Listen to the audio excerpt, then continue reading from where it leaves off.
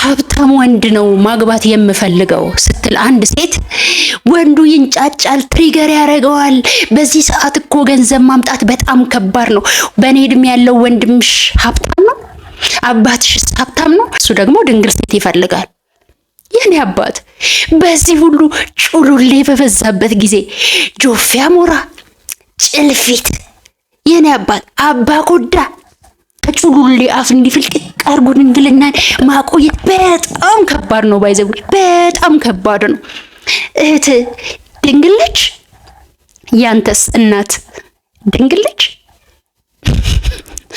ያስብላል። በመሰረቱ ትዳርም ህይወትም የሚገነባው በድንግልና ብቻ ወይም ደግሞ በገንዘብ ብቻ አይደለም። ውስጡ ብዙ ነገሮች አሉት። ገንዘብ ስላለው ጥሩ ባል ነው ማለት አይቻልም። ድንግል ስላላት ጥሩ ሚስት ነሽ ማለት አይቻልም። ነገር ግን ላደረጋችሁት የንግድ ስምምነት መልሱን ልስጣችሁ ብዬ ነው። ከባድ ነው ገንዘብ ማግኘት፣ ከባድ ነው ድንግል መሆን።